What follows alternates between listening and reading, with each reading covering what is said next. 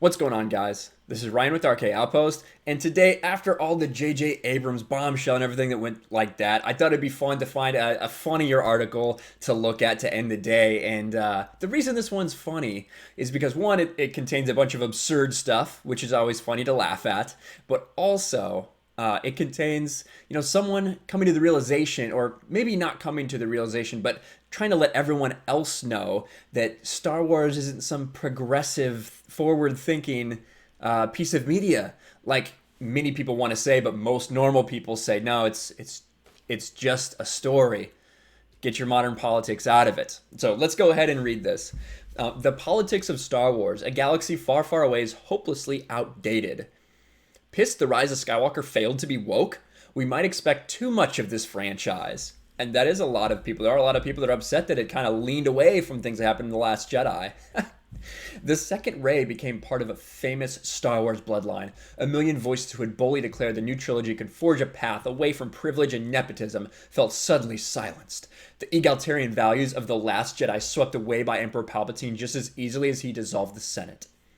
And as The Rise of Skywalker continues to make a ton of money, despite mixed reviews, fans of a progressive mindset are, correctly, echoing the sentiments of Padme Amidala. This is how liberty dies, with thunderous applause. And this is by Ryan Britt. So, I'm not sure who he is, but that's his name. But wait a minute. Should progressives feel betrayed by the seemingly conservative panderings in The Rise of Skywalker? No, it's not woke. It's a terrible movie. It's not woke, but I wouldn't say it's conservative either. It all depends on your point of view. As many fans ball up their fists in anger because The Rise of Skywalker failed to uphold the values of its woker predecessor, The Last Jedi. Jesus. It's like a parody. It's time to unlearn what you've learned in the past 2 years. Star Wars is not woke. Star Wars is not progressive. Star Wars is fun, but it represents centrist values for the masses, and it always has. Yes, that's what so many people have been trying to say over the past 4 years. Spoilers ahead for Rise of Skywalker. Also, I might ruin Star Wars for you. Yeah, if you're someone who just wants progressive politics in your media, then yeah, that might ruin Star Wars for you. To be clear, I think Star Wars is great. I just don't think Star Wars is as smart as we all pretend it is sometimes. I'm on the side of people who are mad that The Last Jedi was kind of retconned, but at the same time, I'm not sure Star Wars has ever been a bastion of forward-thinking values or progressivism. George Lucas and the majority of creators certainly lean left, but there's an element of populist centrism that runs through these films. So if we're expecting Star Wars to reflect the pinnacle of progressive values, we're certainly putting our faith in the wrong franchise.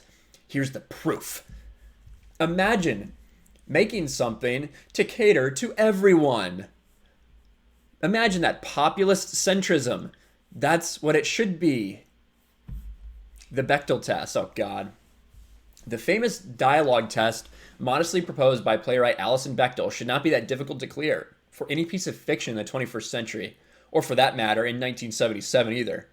Yet prior to the prequels or the expanded universe had plenty of it, the only other women with more than one line of dialogue in the entire Star Wars trilogy who wasn't Leia didn't show up until Return of the Jedi. Yep, other than Leia, Mon Mothma was the only character who isn't gendered as a male who has more than one line of dialogue in the classic films. Well, there's not like a ton of characters either, and it is a war. Just saying, Star Wars. Even though there are more women in subsequent Star Wars films, it's shocking how hard it is to find for these films to do what the Bechdel test simply proposed. Have two women have a conversation alone about something that doesn't involve a man. Even with all the feminist-leaning characters in The Last Jedi, we somehow don't get a scene with Holdo and Leia talking that Poe doesn't butt into. And while one could argue that Poe's arc in The Last Jedi was a study in toxic masculinity, it's still pretty clear that Rey and Rose propelling the story of Star Wars is an exception to the rule rather than the standard. Yes. The reason The Last Jedi feels more progressive than the other Star Wars movies is simply there are more women in it. While this is laudable, it's also kind of depressing. It took until 2017 for a Star Wars movie to have more than one main character who wasn't a male. Like I said, reading this is funny. It's getting more frustrating now, though. Maybe it's getting more frustrating than it is funny. Diversity. Again, Star Wars has a poor track record that seems better than it is only because of recent events. Prior to release of Force Awakens, there were a few people of color with significant roles in the 6 saga films. Sure, you've got Mace Windu, Jango Fett, Captain Panaka, but that's all from the prequels. In the original films, it's just Lando. Notably, Lando is the black guy who spends one whole film betraying the other white characters and then saving them at the end.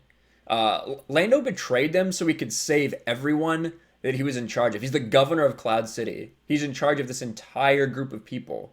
He betrayed them to save all those people. But some people don't understand that because maybe some people haven't watched Star Wars. Just saying. The only other black character with speaking lines in the classic trilogy is an unnamed X-Wing pilot who in Return of the Jedi dies a fiery death after saying, "She's gonna blow!" In the last 4 years, Star Wars has done a significantly better job creating diverse casts. Rogue One might be the best example, but it's still got mostly dudes in it. And Jyn Erso comes across kind of like Leia does. She's the token girl in the boys' club. She's the hero of that movie. She's the main character of that movie. Kind of like the Star Wars version of Smurfette. Also, Jyn's mother dies a meaningless death while her father becomes some kind of misunderstood martyr a la Darth Vader. So when people like this say they like Star Wars, do they really? Do they really? Because I think the answer is no. You got all these things that you find wrong with the original trilogy and the prequels, yet you say you like Star Wars. I don't believe you. Speaking of Darth Vader, the most famous POC actor in all of Star Wars is without a doubt James Earl Jones.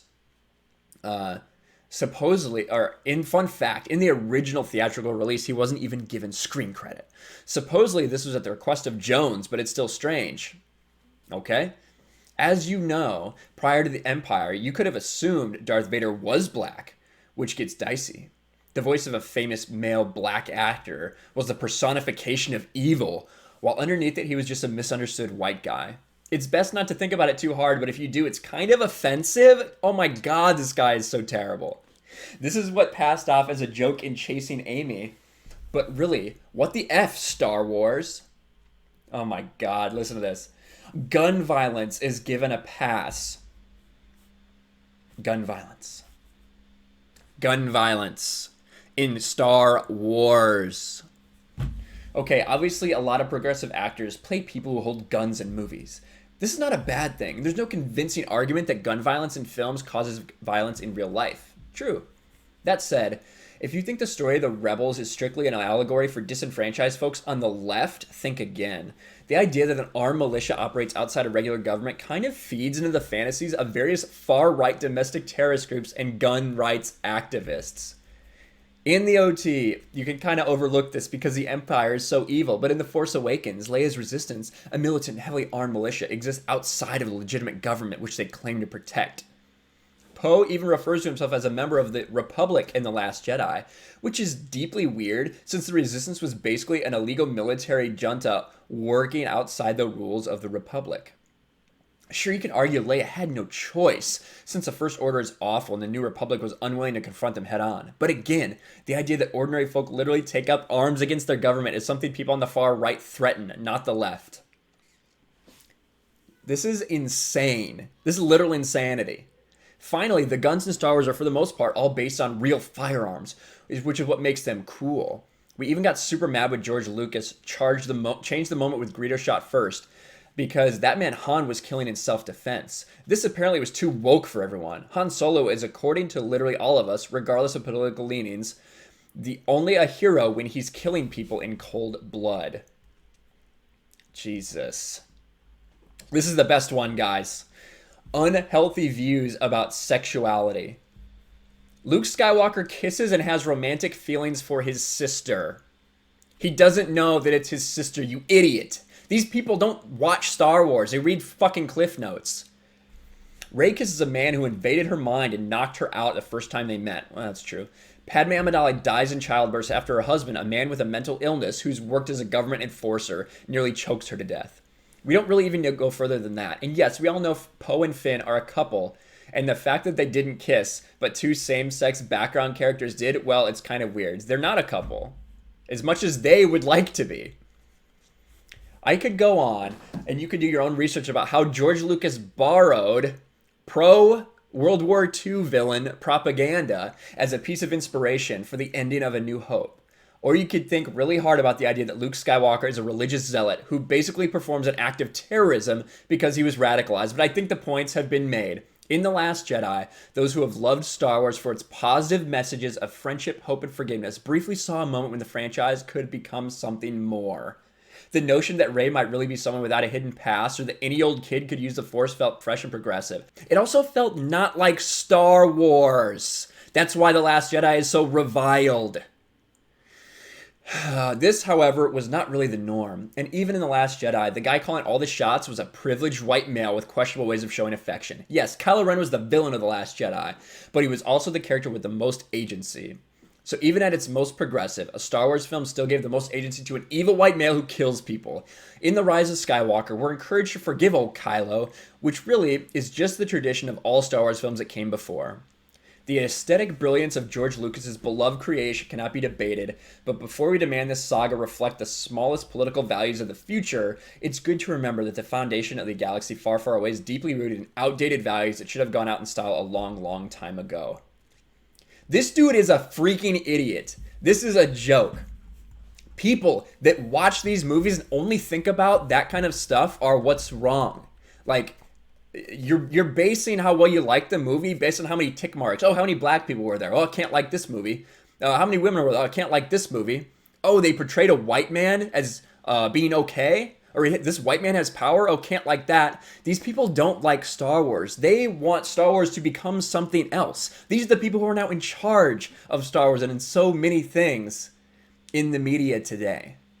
And it's laughable, but like I said, as I was reading it, it got less laughable and more infuriating. Because that's who they're trying to pander to. And they're not doing it hard enough. Clearly, they're not doing it hard enough. And The Rise of Skywalker was not woke.